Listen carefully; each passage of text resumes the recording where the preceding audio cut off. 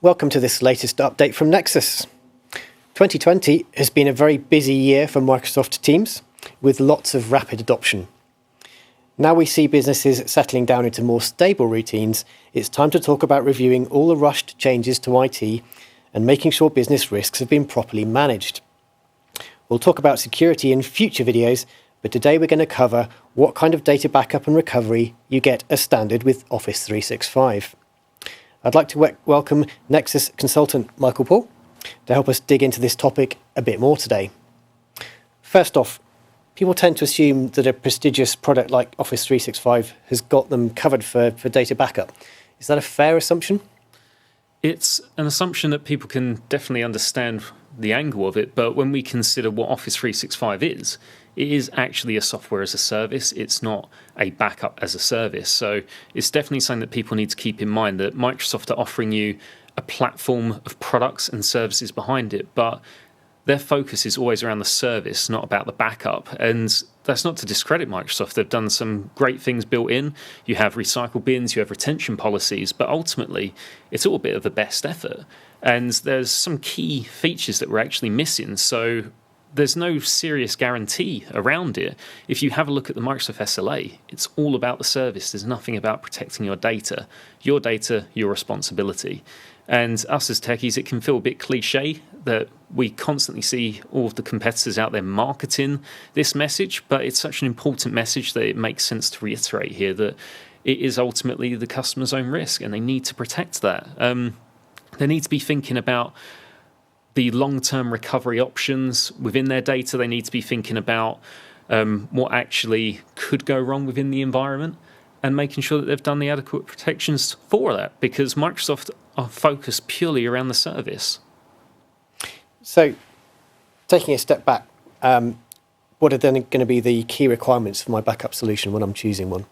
So there are a few key requirements, and the first one really needs to be about the integration, the amount of interaction between your backup product and the service offering. One of the key things we've seen this year is the huge increase in adoption of Microsoft Teams, but I think it even caught Microsoft a bit by surprise in the fact that not all the backup APIs were anywhere near as mature as they are now, and it's evidenced when we look at the market and the backup products that are currently out there.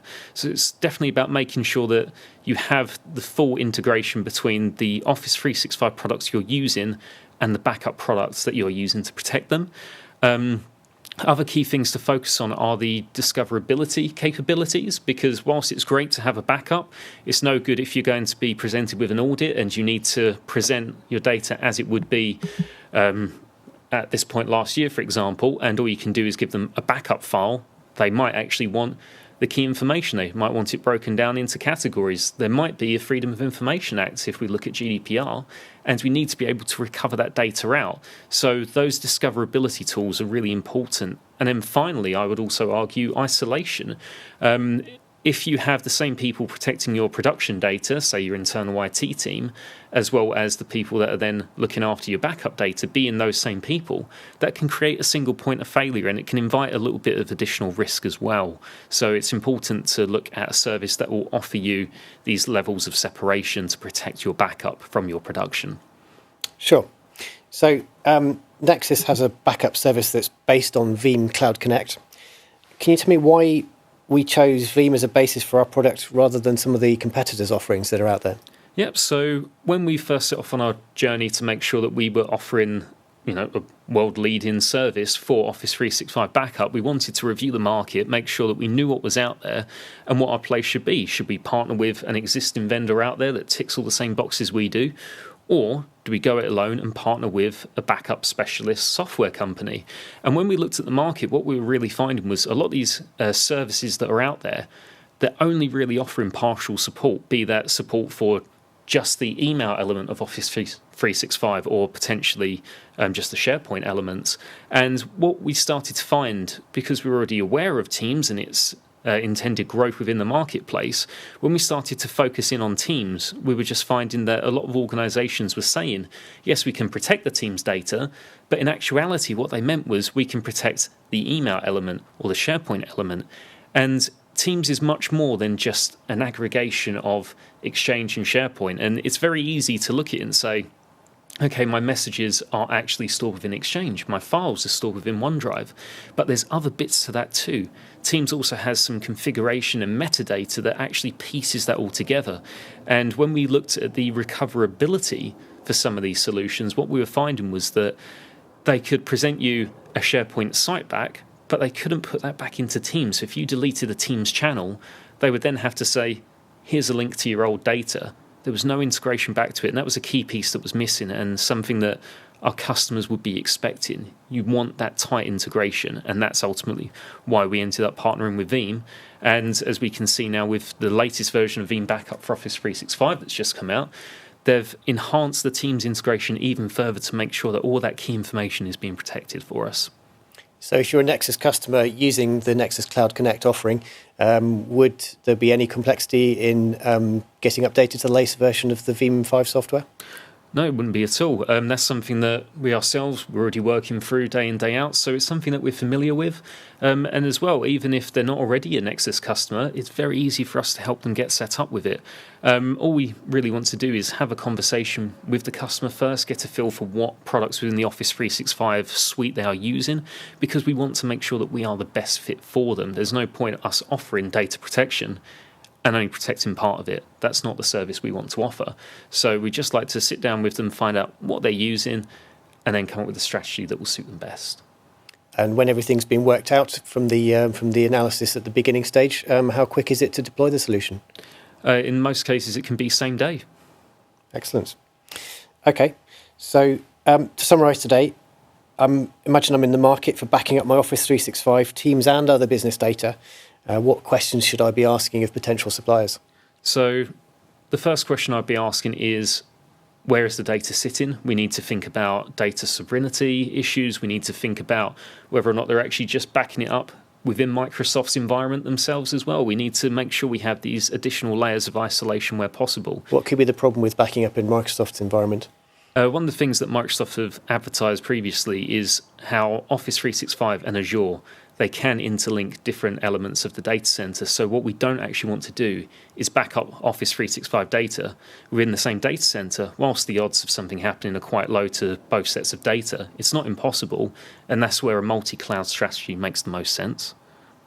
Aside from that, we need to also think about the recoverability aspects of data. So again, as we mentioned previously, we want to know that we're not just recovering a SharePoint site, Exchange email effectively. We need to know that we have the full integration, so exactly how it looked before a disaster happened is how it's going to look afterwards. There needs to not be that manual fixes. And finally, I'd also argue that we need to focus for the discoverability elements, whether you are a heavily regulated industry, whether you're having audits, or whether or not you just have company policies that instigate that requirement to have the in-depth investigation approach. We need to make sure we have some e-discovery tools that are going to help us achieve that. We hear people talk about RPO and RTO in terms of data backup. Can you just briefly explain what those are and why we should care? Yep, so first of all, we have an RPO, a recovery point objective, and that is focusing on, okay, how much data am I willing to lose? And with regards to when we look at the Office 365 backups, a lot of customers might either say, okay, 8 hours, 24 hours, or some might be more aggressive and say an hour every half hour. And again, that's a key thing that's quite flexible from a lot of service providers. We need to make sure that we are actually backing up within a reasonable time window to them. But then the second one is the recovery time objective. And that is the time from when you've noticed that you actually have had some sort of disaster strike, whether you've accidentally deleted a Teams channel or whether there's been potentially a ransomware attack on someone's OneDrive and we need to recover the whole thing. The recovery time is how long it takes to get the data back to that key point in time. And again, some of Veeam's optimizations around tracking just to change files to accelerate that recovery process makes a night and day difference. Can you give me some examples of some RPOs and RTOs times that we've actually implemented in the real world for customers? Yep, so a lot of our customers, they go down the approach of the lower the RPO, the better for them. And again, the fact that we have this multi-cloud strategy, when we consider a traditional on-premise backup solution, we're very concentrated around issues such as the actual WAN bandwidth that customer might have. But again, by utilizing a cloud-to-cloud service, Microsoft have bandwidth that's terabytes per second. And the same that the Nexus Cloud Connect offering, for example, has multiple gigabits per second. So the fact that we can consume that data almost as rapidly as it's being generated, that allows us to push for really aggressive RPOs and protect customers from that data loss. What kind of timeframes might we be talking in the real world? In the real world, I would expect anything from 5 minutes upwards, really, because there's also the Office 365 syncing in the background that we need to be aware of, and the fact that users might be editing data on-premise, but then they might have lost internet connection for a minute, and then it's got to sync back. So in terms of the realistic RPO, anything lower than 5 minutes is always going to be a best effort approach, but 5 minutes onwards is easily achievable. So that's fantastic. So no more than 5 minutes worth of data would be lost. Yes. Excellent. And we talked a little bit about isolation earlier. So that's quite key in a couple of scenarios. One is the ransomware threat, and the other is potentially an insider threat where somebody inside the organisation, maybe the new junior IT person that you've just hired, decides to delete your data either accidentally or maliciously. So what can we do in order to guard against those kinds of scenarios, and how do we do that? So straight away, the fact that we're using Office 365 is enabling us to have a service where they don't hold the keys to the kingdom. At no point can they actually take out the Office 365 service. The controls for that are limited to Microsoft. But by leveraging a partner such as us, we can make sure that they have no more than giving us an account access, and that way we can protect the data. And the fact that we offer a completely managed service, we're not just offering a backup and it's down to the user to recover everything. We are the helping hand throughout that entire process. So we notice when there's issues with the account access, or if there's suddenly a dramatic change in the amount of data being backed up, we can actually be the canary in the mines there to alert them to an issue that is currently in progress. And again, it helps them recover faster and with less data loss along the way. Great. Michael, thanks very much for talking to me today. Thanks for having me.